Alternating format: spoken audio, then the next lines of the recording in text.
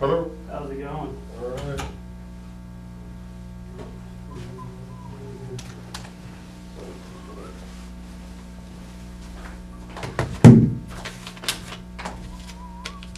Do you have the narratives or do I need? No, I don't know anything about narrative. I just need to know if I need to print them for you. I got some. I figured you did, but I don't want to make a fool of I ourselves. put it in my own narrative though. That's fine. I'm okay with that. Next time I was like, maybe we should just do like pictures of it, like glam pictures of every single one. I can just scroll through it as we.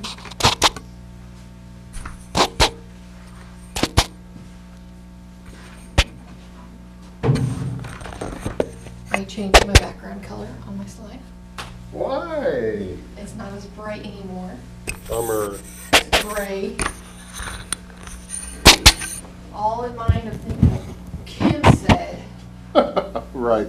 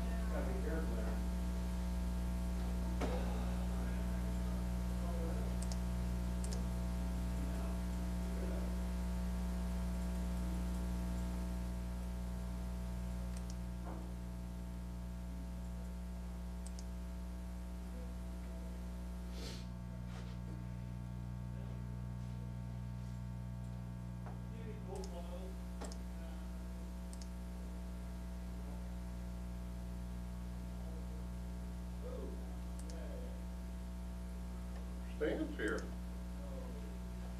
I said that. No, you didn't. I said Stan's Christopher.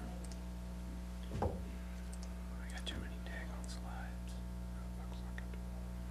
I'm not going to do any of them, but Henry's got a bench.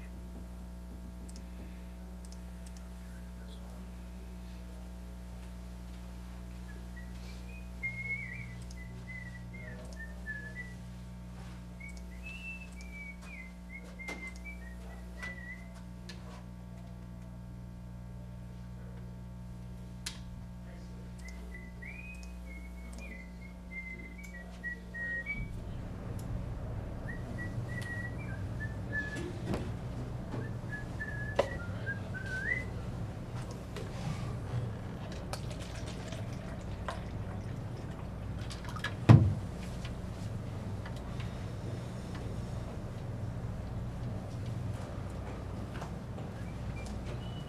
What time's the deal start tonight? Is it earlier than normal? Nope. I didn't know if we did the like employee thing 6:30. beforehand. No. 6:30. Oh my goodness, this takes forever to upload. What's the deal? Do you want How me to come do things have slowed your? down? Do you want me to do your financial report? Sure. How come things have slowed down? It What's the only deal? takes me half the time now. Should talk to IT about that. Things have slowed. I've noticed. I haven't complained. You should complain. See what happens. God, If I complain, he'll go off the chain. no. Me too. Okay, so 32 to 48.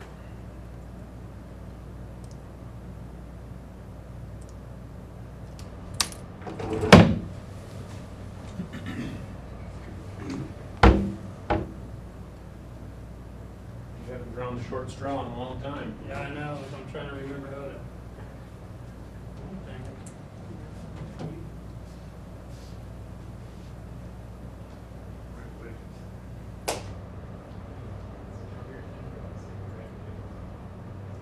So when you send an email, it says Jacob, is that going to everybody? Oh, just you. Everyone else gets put. Well, that's why I want to make sure that you're not, like, somebody's not sending me a specific email. But that's a group meeting.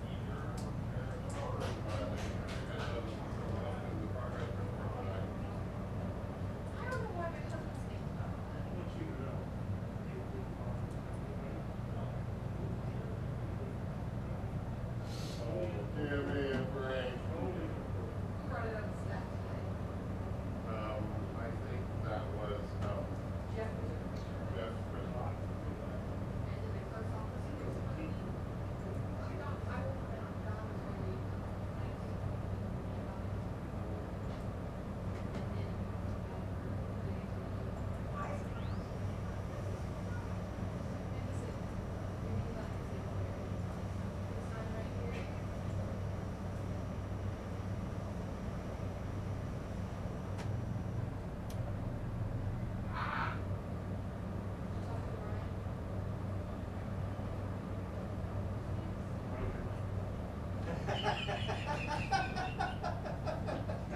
You're welcome for that.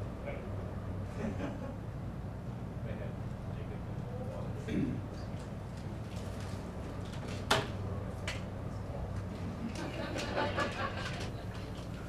Oh my God. Hello That's again. fast. Fast Yeah. transformation. And didn't take me long to change. I can. How's it going? How are you doing? You have to change too, huh? No, I just put a tag on. Oh. Everything going okay with your SRF? Yeah, getting their payments? Yeah, we need to, I need to make another, do another draw here by the end of the year. Much cheaper. We got some idle funds that Yeah. I use up. Let's away from the family. The fun things right now that I do in advance. Less videos. And if there were videos, they would, Well, you know. construction things. Start Uh-huh. climbing now, so. I've listened to the speaker 3 times. Well, Each time. I say start climbing, the weather will probably change and slow down a little bit. They start pouring concrete out there, those big tanks. Every time. Those Oh, big bills. man, that's. They probably got a couple months that they can still do that this year. It's too cold. And they'll hit it hard in March. Fun times.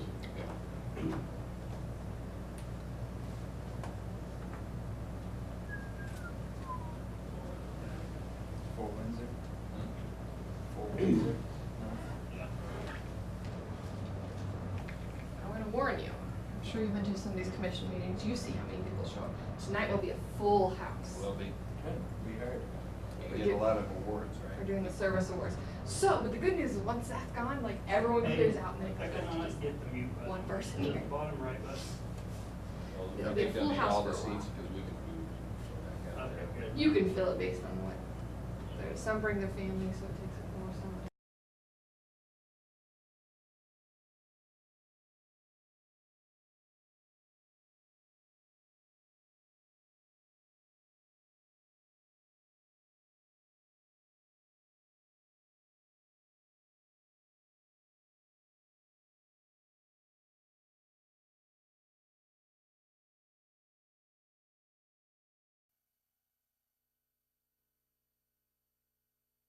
Tonight too.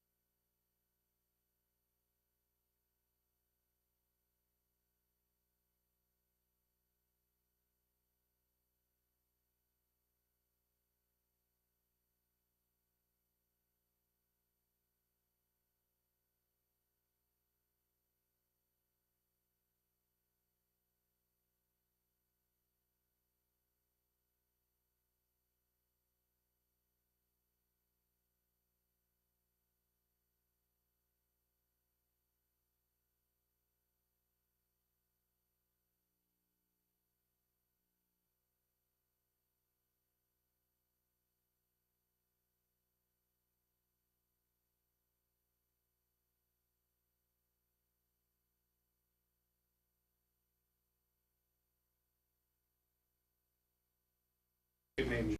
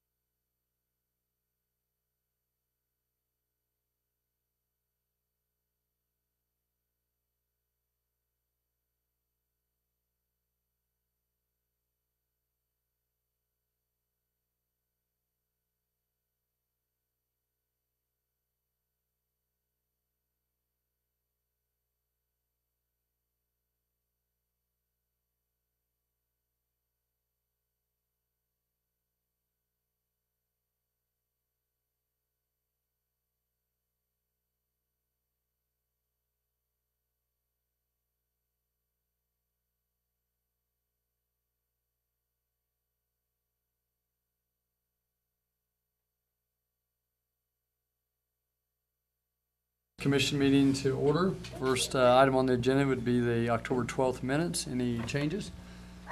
Okay. Stand as written. Next item on the agenda would be the presentation of service awards to City of Hayes employees.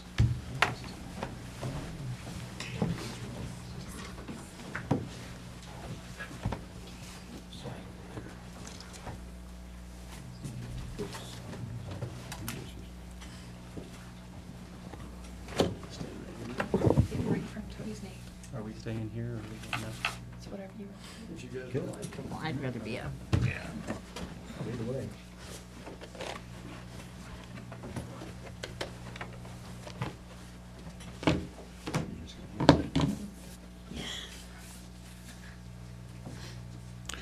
Good evening, Commissioners. Tonight, the 2017 Employee Service Awards. First up, we'll have the 5-year awards. Jamie Bright.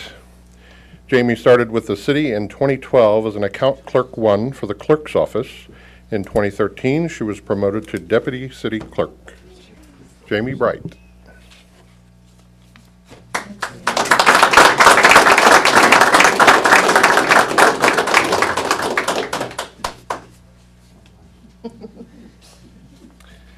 Next up on 5-year awards, Nikki Hausler.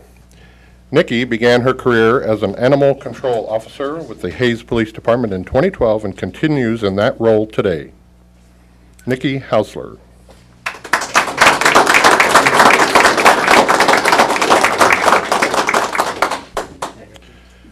Next 5-year award, Tim Dietrich. Tim joined the city as a volunteer firefighter in 2012. In 2013, he was appointed to a career firefighter position. Tim Dietrich.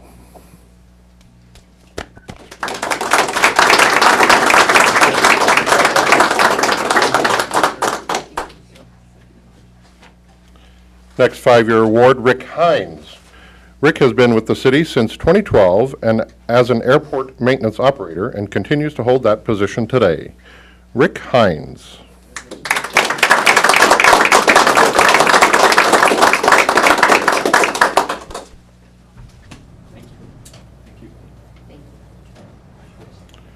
Finally, on the 5-year awards, Bob Schubert. Bob returned to the city of Hayes in 2012 as a part-time water resources truck driver. In 2017, he accepted a full-time position as an equipment operator with the Water Resources Department. Bob Schubert.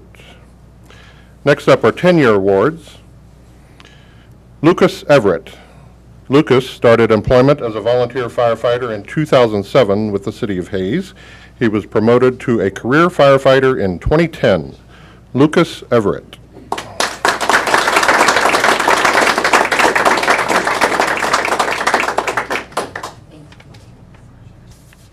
Next 10-year award, Tyler Brungart. Tyler began his career with the city as a volunteer firefighter in 2007. In 2008, he was promoted to a career firefighter. And in 2014, Tyler was promoted to fire lieutenant. Tyler Brungart.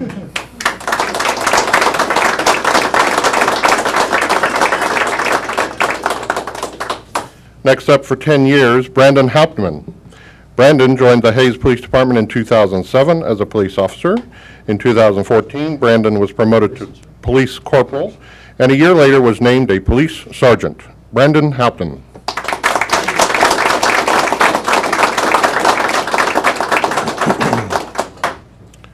Finally, for 10-year awards, TJ Mages. TJ has been with the city as a mechanic since 2007 and still holds that position today. TJ Mages.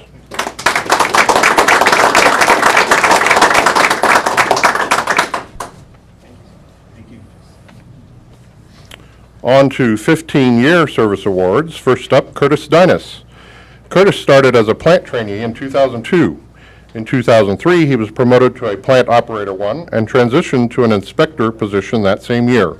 He was then promoted to inspector 2 in 2014. His most recent promotion happened earlier this year when he became the superintendent for the Planning, Inspection, and Enforcement Division. Curtis Dinas.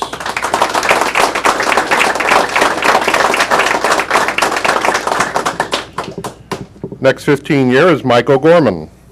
Mike began his career as a seasonal maintenance worker in 2002. That same year, he was promoted to a maintenance worker 1. In 2003, Mike transitioned to plant trainee and was once again promoted in 2005 to plant operator 1. Mike O'Gorman. Next, for 15-year, Jesse Rohr. Jesse joined the city in 2001 as an inspector for the Planning, Inspection, and Enforcement Division. 1 year later, he was promoted to Chief Building Official, which was reclassified to Planning, Inspection, and Enforcement Superintendent in 2003. Most recently, he was promoted to Director of Public Works. Jesse Rohr.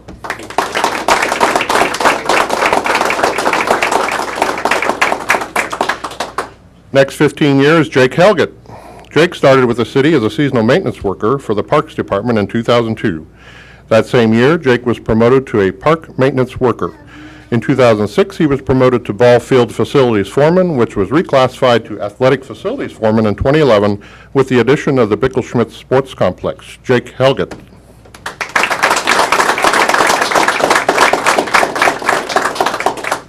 Next 15 years, Jeff Ridgway. Jeff began his career as a police officer with the Hayes Police Department in 2002. In 2004, he transitioned to the school resource officer position. Jeff was then promoted to a uniformed police investigator in 2010. Then in 2013, Jeff became a plainclothes investigator, which is his current position today. Jeff Ridgway.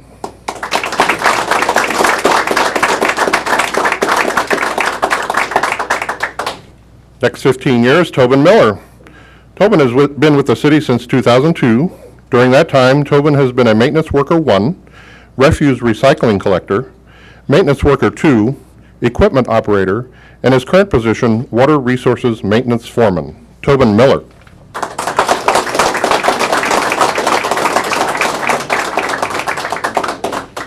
Finally, for the 15 years, Jessie Jacobs. Jessie started at the city as an IT aide. That same year, she became a part-time information technology aide. In 2004, she became an information technology technician, which is the same position she holds today. Jessie Jacobs. Next, on to 20 years, Jeff Boyle. Jeff started with the city as a maintenance worker for the Parks Department in 1996. He was promoted to Parks Foreman in 1998. He now serves as the Parks Director, which he has held since 1999. Jeff Boyle.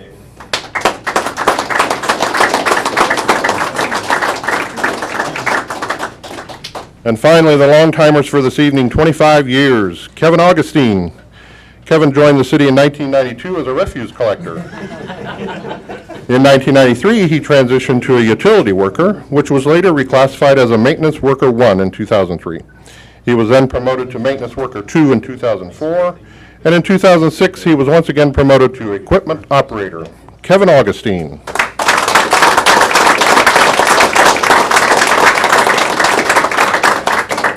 And the final one tonight, for 25 years, Kyle Leiker. Kyle began his career with the city as a refuse collector in 1992.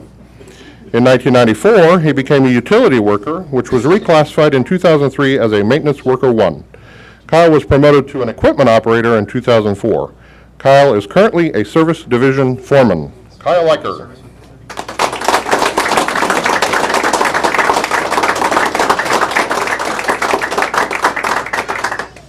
All right, we're gonna get a group picture.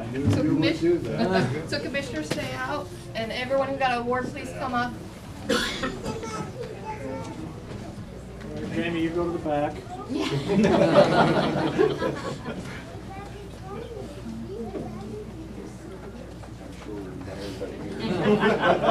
Brandon, you go to the back. There's the rock tree.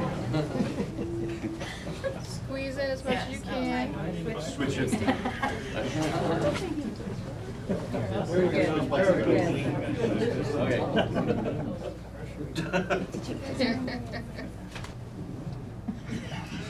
Yep. Ready? 1, 2, 3. Couple more.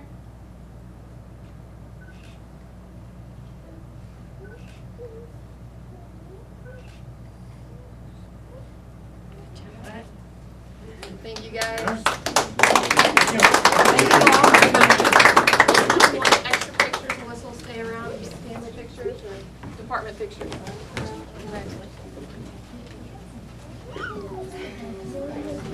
Do I have someone's phone up here? That's mine. eBay. Yeah, eBay. It's gone now. I laid it there because I was going to take some pictures and then I didn't take any. You better keep it fair. Financial report first.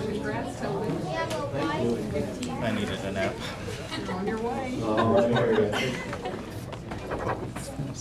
And more I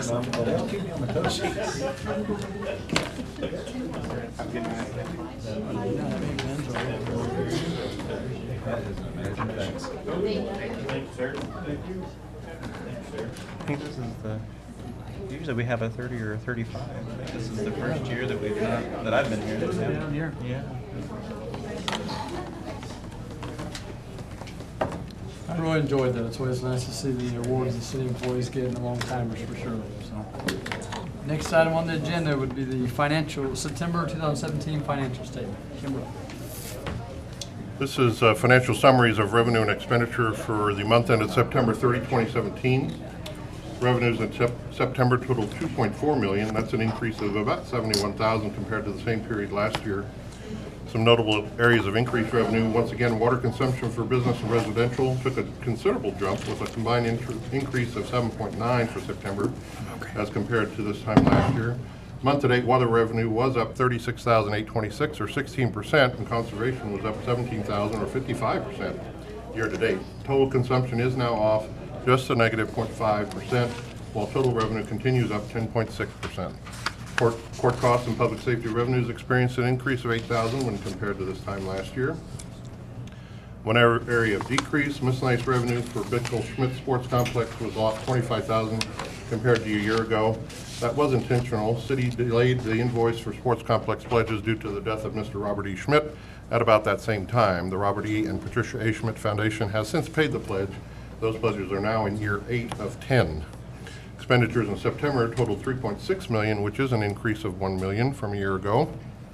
Some areas of increased expenditures, 2 large ticket items that headline the increases. Timing of the payment of the library allocation increased those expenditures $664,000. Also, the purchase of the new fire truck increased new equipment reserve expenditures $476,850. That is the net cost of the truck after applying the sale proceeds of the old Ladder 1. You may notice some credit expenditures in 3 line items for CVB. Those are adjusting journal entries that were made to other expenditure lines within CVB to better detail those items. Overall, expenditures were up $19,000 for CVB due to an increase in advertising as well as travel and training. Ongoing projects for special highway, sports complex, and stormwater reserves increased those expenditures $432,000. Some of those projects included street maintenance, sports complex road upgrade, as well as improvements to Montgomery Ditch. Water reclamation projects increased $160,000 due to the completion of the Prairie Acres sewer tie-in as well as upgrades on Main Street.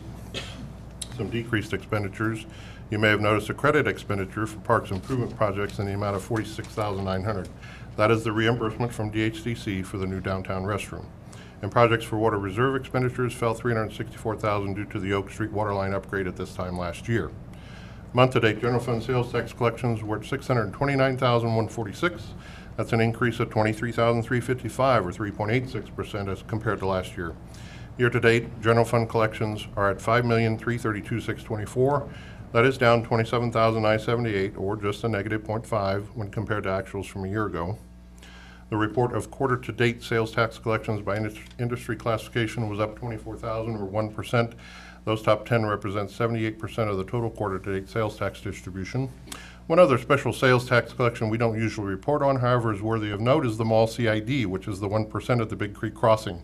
Those stores at the property as a whole are up 4.2 year-to-date, 4.2% year-to-date. Finally, the Finance City Clerk Office invested $3.6 million in maturing or renewing certificates with a weighted average interest rate of 1.2. The portfolio certificates of deposit on September 30 totaled $57.2 million with a weighted average interest rate of 1.08, up 0.46 from a year ago. Total balance on a money market account on September 30, 2017 was $1 million with a current yield of 0.2, and total investments are up $2.9 million when compared to this time last year.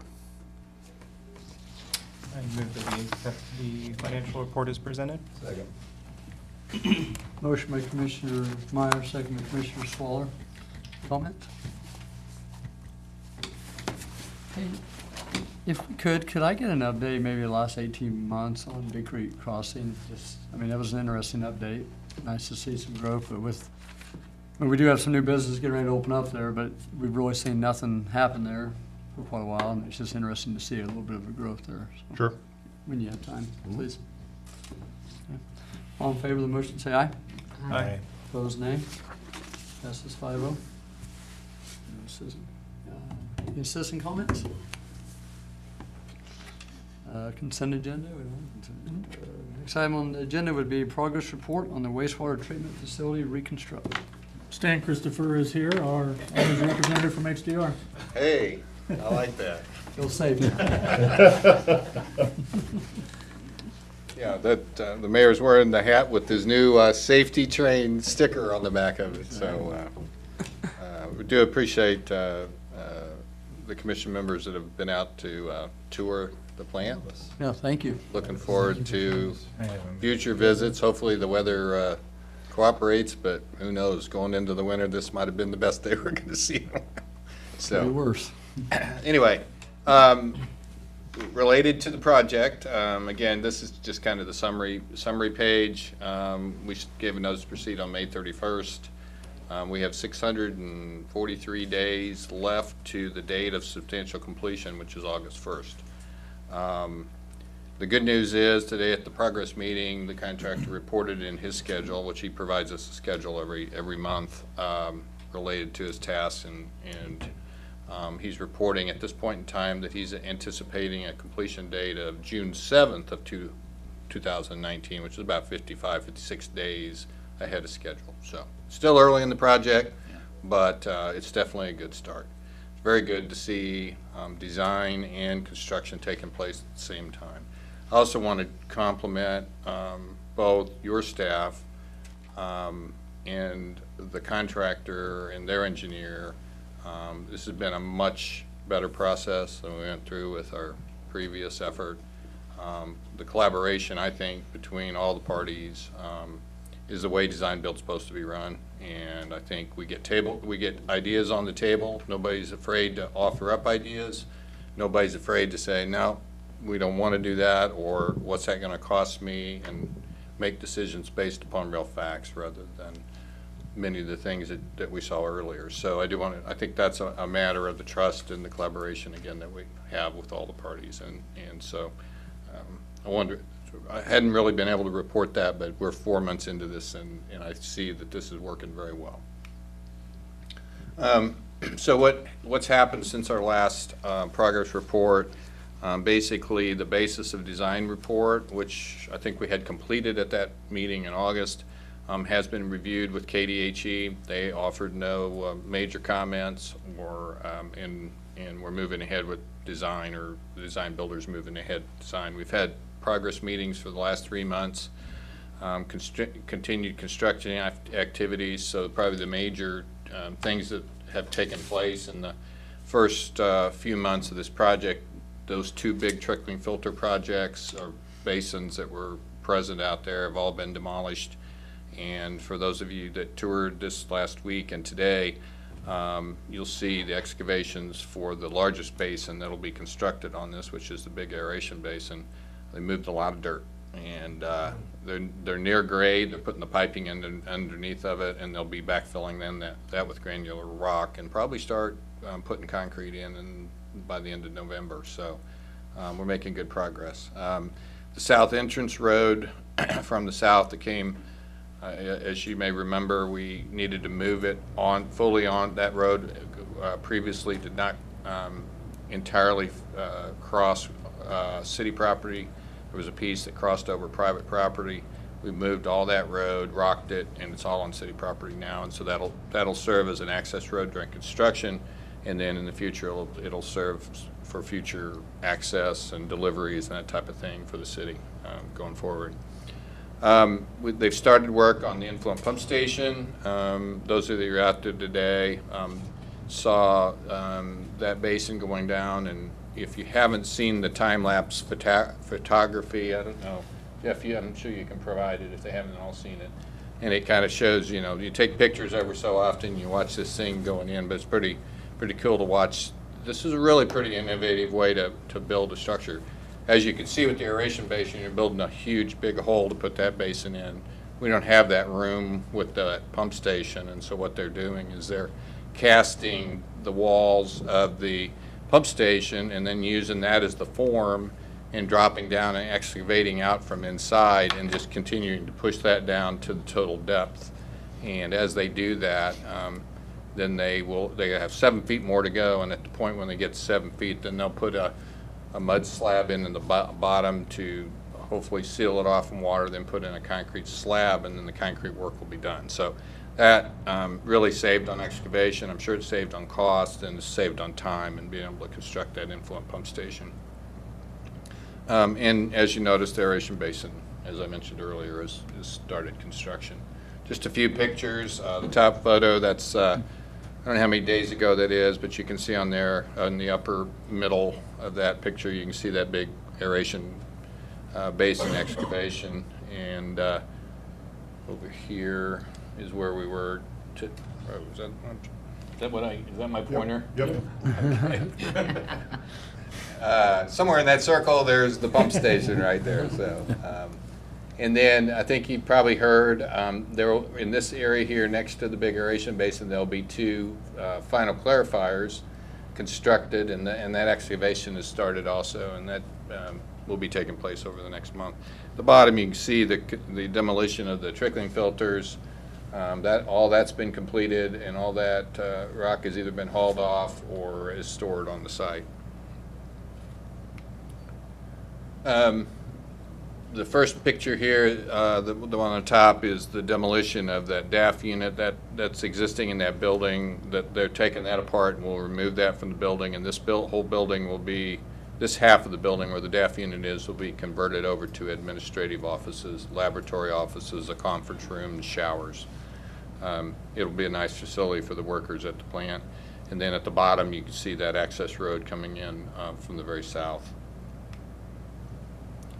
Top picture here is that pump station I was talking about. You can see here, this is probably the first lift, second lift. This is the second lift, where they'd already sunk the first one, then they cast the second lift on top of it, and they've been sinking this, and then they'll pour a third lift to get it to the full depth. At the bottom, you see the picture of an aerial photo of the picture for a picture off a building looking at that aeration basin excavation. So the schedule going forward, again, the basis design report's complete. The influent pump station is nearing completion in the next 60 days. The headworks will get started, and it'll be located, see if we got that there in a place where we can see it. It'll go, again, right there's the pump station. There's an existing basin that'll stay, and so the headworks fits in between.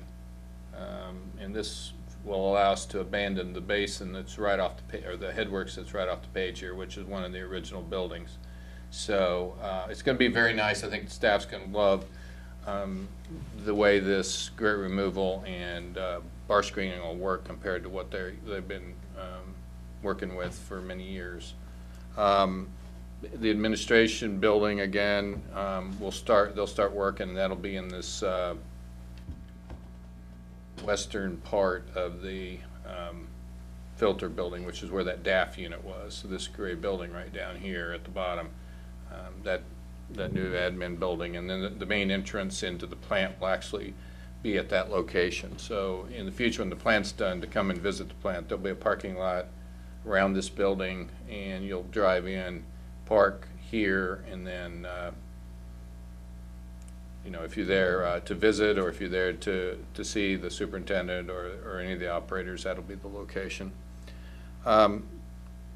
Again, construction that's been completed, that south access road, you can't really see it on here, it's up to this part of the site. The reuse filling station, which is over here, which is used for the effluent from the treatment plant, is used to fill trucks at that location. It used to be located up here in the middle of the site, and it was moved by the contractor because it's in the middle of where those clarifiers are going to be. moved it over to the site. That was the very first construction he did, and then the demolition of the trickling filters. And as I said earlier, influent pump station and aeration basin concrete work will get started. So, that's pretty much an update today. We're going to start seeing some things happen. Kim's going to start getting a lot bigger pay applications to have to have to manage as we move forward, and all things are going well. So, be happy to answer any questions. I appreciate you giving us the tour today, and I was very impressed with the safety program you guys have going out there, and it's nice to see the work going on, and hopefully we can keep within budget and on time, which it looks like we are Yep. right now. So Yep. Great. appreciate what you guys are doing out there. Thank you. That 55-day number is nice That to sounds hear. good, at this doesn't it? stage. Yeah. It sure It does, is. and I was also very impressed with the safety program, and you Yeah. can tell the contractor is very, very concerned and sincere about the safety. Jeff is very, very much, very diligent in the safety aspects, and that's great. Yeah. So. Okay, thank you. Thank you, appreciate it. Thanks so much for coming. You bet. Next item on the agenda, water treatment plant CO2 replacement construction. Good evening, Commissioners. Jeff Crispin, Director of Water Resources. Tonight's presentation is to enter into the construction phase of this project. A new tank location, feed system, and process piping to properly feed CO2 as part of our water softening process. On May 26th, as you remember, Commission, you approved a contract with Bartlett and West to complete the design portion of the CO2 tank and feeding system at a cost of $28,000. Bartlett and West began this first part of June of this year, and it took approximately 2 months to complete that process. Just a little bit of a refresher, the current tank is a 6-ton tank. It is 49 years old.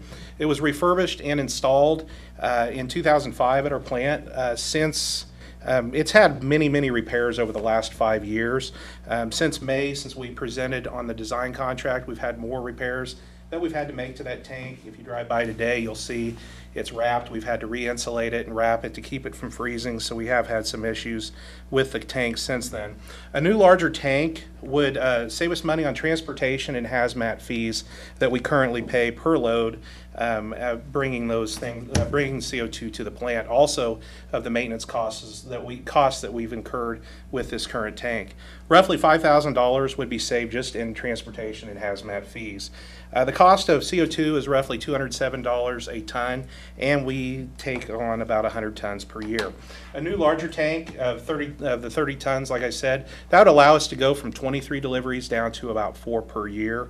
So it would decrease it, and it would allow us to take a full load. One of the things that we've really struggled with is when we go out to bid for chemicals, a lot of the companies won't bid for us because they don't want to bring us a partial load, because they have to go here, stop at Russell, stop there. So it causes some issues with bidding. A bigger tank will open the door for more companies to bid that out. It was also discussed at the work session that I might add tonight is from an aspect of running out. There's been times in the past where we've ran out or we've come very close as well, and we've had to go source CO2 as part of that process, and we definitely need CO2 on hand to help soften the water to adjust the pH. The current location of the CO2 tank, obviously it's right there. A new tank will not fit in this location. We have our freight elevator that all of our dry chemicals come on pallets, and we take it up with that freight elevator to the 3rd floor. So the spot would not be a good place for a new tank. This is a picture that I've showed before. It is a picture of the internal components of the current tank. Very outdated. We've had quite a few problems with them. So it is definitely in need of replacement. Before we actually wrapped the tank recently, that is the condition of the outside of it. So obviously it's going to see some weather, but we've had to kind of wrap that up to help it out a little bit from freezing. Inside the water plant, we have 2 feeding systems. You definitely need to have a redundant feeder. So basically if one does go down, but one is 44 years old, the other one is 23 years old, and they're very hard to get components to replace on those units. This is our current system. Currently, we have the CO2 that's right outside of our lab. It's fed into the building, to that feeder room where you saw those feeders. It's mixed with water, and then it's sent around the plant, around the primaries to the secondaries. where that is the application point. It is diffused with water and mixed in with the water at that point. So it does have quite a bit of travel area to get to the basins where it's diffused at the west secondary. This is our proposed system. The proposed system would move a larger tank out here along this road. I might add that road is not an accessible through road for public. It is all fenced off, and it allows us, from a safety aspect, it also allows us to move that chemical away. Currently, we have our location, which is within about 20 feet of our operator. So from a safety concern, I think that's important. We would, the feeders would actually be installed in between these two basins, and it will be diffused within the water at that current location that we currently are doing right now. This is just another shot. This is the north side of the plant. Basically along here, along this road, we would have the new tank, and then the feeding system would be within those two basins right there. So a lot shorter distance than we're currently experiencing. Okay, RFP. RFP for construction services was issued August 1st. We did open bids on September 5th of this year. Smoky Hill LLC of Salina, Kansas was the low bidder at $312,000. I did receive four favorable references were obtained for work that's been completed by Smoky Hill. Those are all within the state of Kansas. They do both water and wastewater work within the state. It is noted that the total cost for this project does exceed the original budget of $300,000 by $40,000. $312,000 plus the $28,000 is how we get to $340,000. There is adequate funds, though, within water capital to cover the cost of this project and the extended cost. The question was asked, how did we get to a budget number last week that was a little bit lower? The budget number was from about 2 years ago, so costs have increased a little bit, so that's why that number was there. If given notice to proceed, Smoky Hill Construction intends to start the project tomorrow, if they're given notice to proceed. The end date for this project would be April the 28th of this next year. It takes about 100 working days in order to take the design that was already prepared by Bartlett and West and to build the tank and the feeding system to meet those specifications. So that is the longest time frame as far as getting to that point. Financial considerations for 2017, as discussed, $300,000 was budgeted in water capital for this project. The Water Capital Fund does have adequate funding to cover the additional cost of the project over and beyond what was budgeted. And you have three options for you tonight. One, to accept the proposal for Smoky Hill Construction for not to exceed $312,000. Two, to provide alternate direction to staff, or three, to do nothing. And staff does recommend accepting the proposal from Smoky Hill not to exceed $312,000 to be funded out of water capital. And if you choose to move this on, this is the authorization requested tonight. I'll make a motion to authorize the city manager to enter into an agreement with Smoky Hill LLC for construction of the water treatment plant CO2 system project not to exceed $312,000 to be funded out of water capital. Second. Motion by Commissioner Jones, second by Commissioner Jacobs. I guess the question I have, with it being over budget, we say, we don't do it. We pass on the next year. Is it just going to add probably to the? It will just it'll add to costs, and with the situation that we're at right now with the repairs, it's inevitable that we're going to have other problems with that tank. And how old is our water plant? I know somebody asked me that today. 1949. Yeah, I was going to say 1950, but 49. Okay. I'm sorry, go ahead. You mentioned $5,000 savings in transportation. Is that a year? Yeah, that's per year. So it's the transportation and the hazmat cost per load is relatively, it's not a lot, but it does add up to around $5,000 a year. How much is a full truckload of it? Well, a full truckload would be roughly the 207 per ton times the size of the truck. One full truck would be what we would take. So you don't, 30. it's smaller than 6,000 pounds. You're not going to let it go down to zero? No, absolutely not. Absolutely not. We're not going to wait till it goes down to zero. It's just right now where we're at is we have to source it. 23 deliveries is a rough estimate right now, but that can fluctuate a little bit based on the weather. But we have to make sure, and the delivery comes from out of town, so we have to make sure it is coming. And if it doesn't, then we have a situation, but we're not going to let it run down to Yeah, nothing. that question was probably irrelevant. It was just for my knowledge, I guess, so. I understand. Thank you. So that's interesting you saying that. So basically in 2 years, the costs that were exceeding our budget, we should save. Yes, yes, absolutely. And it's not like we're not going to need CO2 Yeah. moving forward. We're definitely going to need it. So this is probably a dumb question, but watching that, how close it is to the water, if something would ever happen, is that a concern with the CO2 being so close to the water? I'm more concerned about having staff close to the CO2 tank than I am about the water, because we are diffusing it into water. Right. So it's not going to cause an issue there, but if it does escape, or if we had something that happened to the tank, our operators are right outside that wall. Right. And I think that's an important safety concern too. Absolutely. Yeah, That's a good point. I like that we're moving it farther away from the building. I That's, agree. Me too.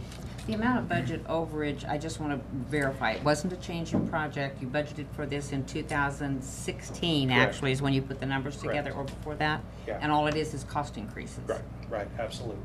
Thank you. Yeah, the bid is valid, it's just, Absolutely. we didn't budget enough Right. for the project. Thank you. What, did you expect to only receive 2 bids?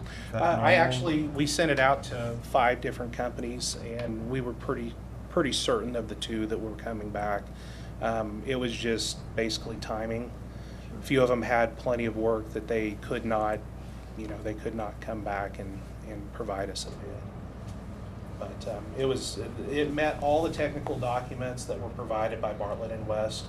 So that was very, very important, that we had a company that beat all those specifications as set forward, and that's why we went through a design project with Bartlett and West. So.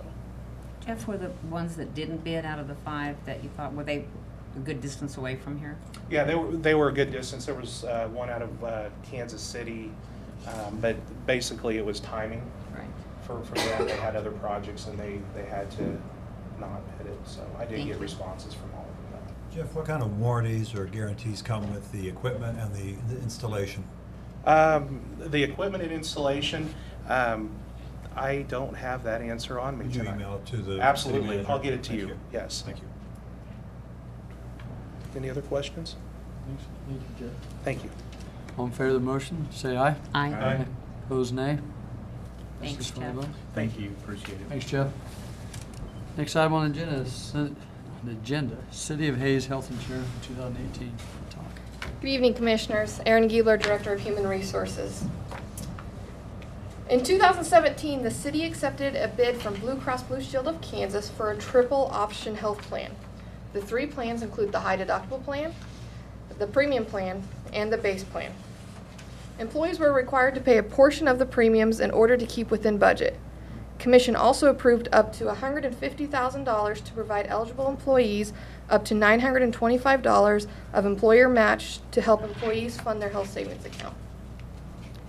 The high deductible health plan, a consumer-driven plan designed to control cost, was the most popular plan, with 60% of those enrolled in the city's health insurance electing this option.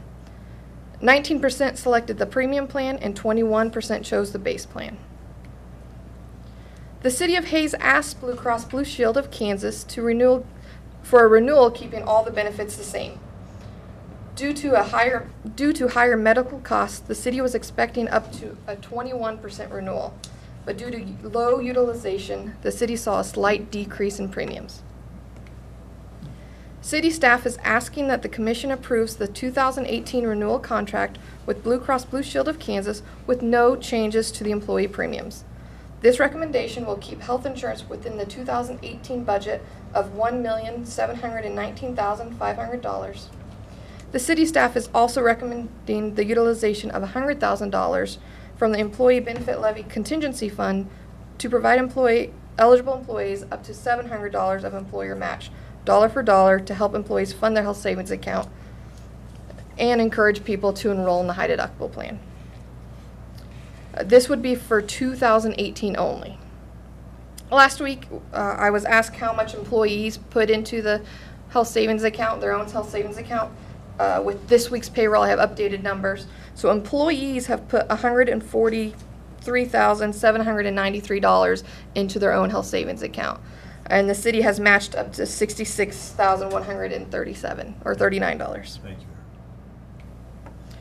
Staff is requesting the City Commission authorize the city manager to sign an agreement with Blue Cross Blue Shield to provide employees with a triple option health insurance plan, with the city paying up to $1,719,500 and authorize $100,000 to fund employees' health savings account, both out of the Employee Benefit Levy Fund. Mr. Chairman, I move we authorize the city manager to sign an agreement with Blue Cross and Blue Shield to provide employees with a triple option health insurance plan. City paying up to $1,719,500 and authorize $100,000 to fund employees' health savings accounts, both out of the Employee Benefit Levy. Second. Motion by Commissioner Swaller, second by Commissioner Meyer. Comments? Again, I really appreciate that employees have been willing to change plans, year over year in the past. This is the first year, and I'm sure Toby would be able to tell us, I don't know how many years that we've actually kept the same plan. I know how annoying that can be to have deductibles changed on you and co-pays changed on you, and you don't know how much your prescription's gonna cost. And of course, if you try to access it online, there's a completely different system online, I'm sure, that you have to go to every different year to try to figure all of that out. And we have good employees that have been willing to do that to try to keep costs down for the city. And I appreciate that the employees have been willing to do that. I wasn't here last week, Aaron. I just had one question. Does the city do we have any kind of an organized health programs or health activities that the employees can participate in? For wellness, really the only thing we do provide them with blood screenings. We pay for their blood screenings. We encourage the flu shot when it goes around, either through the free option with the hospital or insurance pays for that 100%. Those are the main things we do. Thank you. I was pretty certain 2 years ago when I came on here that we were gonna have to bump up our city share, or I was gonna request it, because with insurance, on the rise. But I think you guys have done an excellent job of keeping the costs down so the employees don't have to pay a tremendous amount. Actually, with the extra $700 that the city could chip in, the city part of it, city employees part would be nothing if they participate in that health savings plan. So I appreciate the work you do to keep that down for the employees. And thank you. And we've been under that commission cap of 9,500 since 2010. So we're going into 2018 still being able to hold that cap. And that is thanks to our employees willing to change plans, willing to do a consumer-driven plan. Aaron, I also just want to thank you for the work you've done on this. It's pretty impressive to be able to keep the premiums pretty much flat. I'm a person who went from having very good insurance to nothing. Finding new insurance is not, it's not cheap. And it's going through the roof. And, when the economy is what it is, I think it's a good thing we can do for the city employees. And it's, what you've done. Thank you. Your research and everything, so thank you. Thanks to the employees. Sorry, sure. Also, thanks to the Employee Benefit Committee. They're the ones that help you do the heavy lifting, and you have to carry the message back to the employees. So. And they loved this year. Yeah. We all do. It was a good discussion this year. I bet. Yeah. Thank you. Great, thank you. Anything else? Okay. All in favor of the motion, say aye. Aye. Opposed, nay. This is 5-0. Progress report, Mr. Wood. Mayor Commissioners, I'm Assistant City Manager Jacob Wood with this month's progress report. We're going to start off this month in the Parks Department. The 48 box car that you guys have heard of several times that was parked outside the American Legion building has been moved into Veterans Park. City staff was there to witness the moving of the building. They're still working with the American Legion to come up with some additional funding to put up a structure around the building, but we're working that. We'll see what we can do in the future there. In Bickle Park, we have the old restroom facility that was replaced by a new facility. The new restroom facility is similar to that one that was placed in Union Pacific Park and Kiwanis Park. We also replaced a pavilion at Bickle Park with a new shelter that's a 30 by 30 structure. At Seven Hills Park, we replaced the old restroom facility with another restroom. So we've got a lot of restrooms being moved in the parks right now. On to the fire department. We had a couple of fire department or firefighters that attended technical rescue training at Crisis City, south of Salina. Hayes Fire Department operates a technical rescue team along with members of Ellis County. We also had Fire Prevention Week. Hayes Fire Department goes around to all the schools and trains children on how to use smoke alarms and how to crawl under smoke and escape buildings. Fire Department has a trailer that simulates a smoke-filled house that they take around to the students.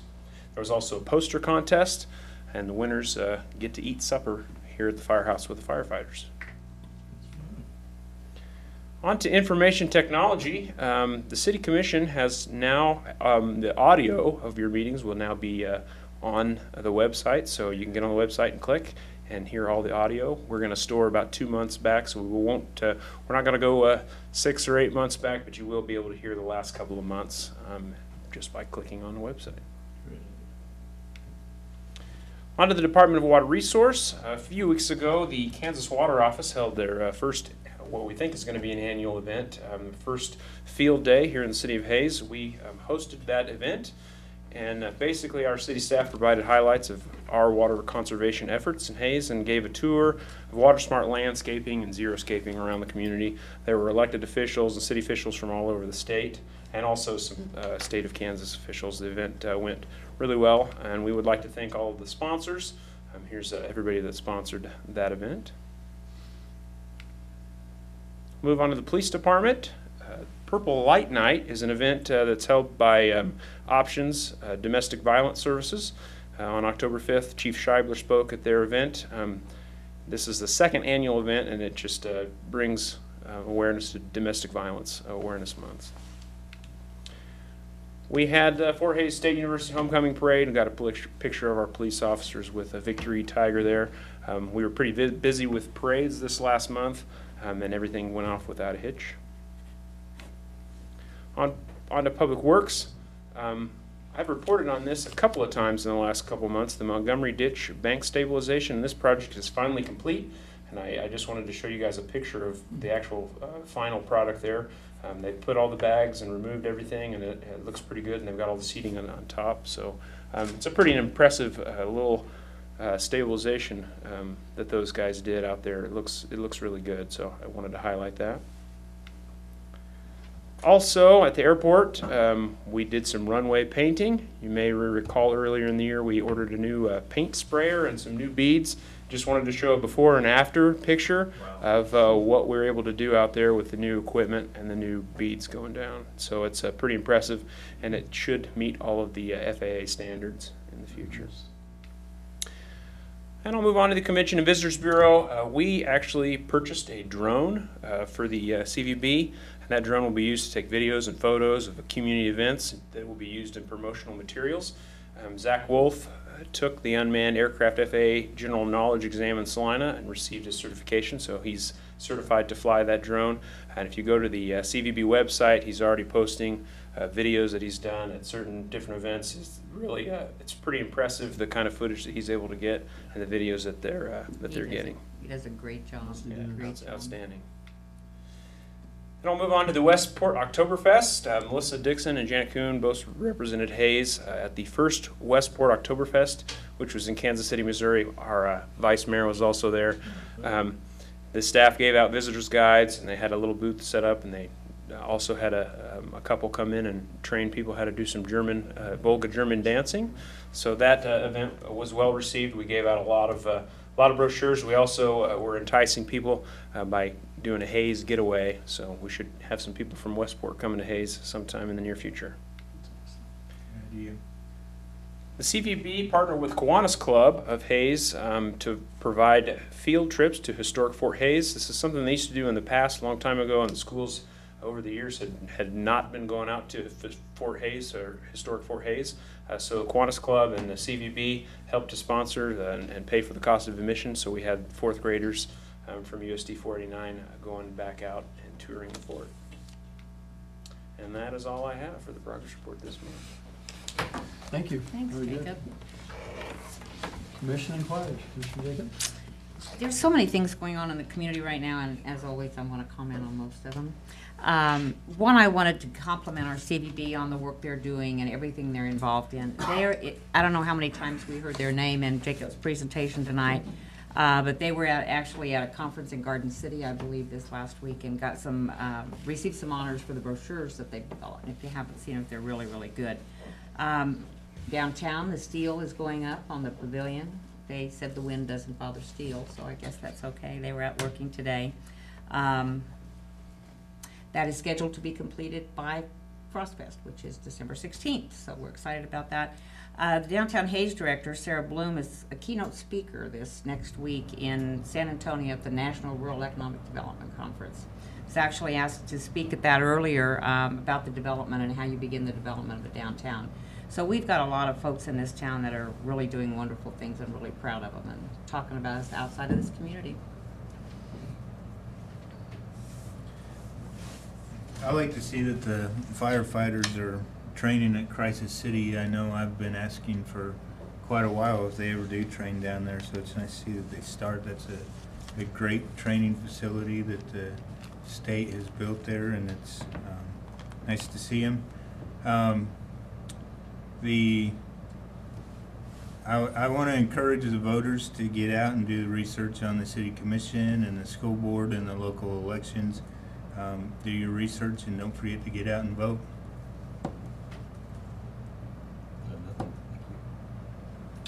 I also would like to encourage people to get out to vote. I attended the forum. I think Commissioner Jones was there as well. And I don't think it was the fault, definitely not the fault of any of the candidates, and I don't really think it was the fault of the organizers either. But one of the issues that kind of got put to the wayside was water in the city of Hayes. And, you know, there was a lot of the questions were asked by the audience members, so they're asking questions that they want to know about.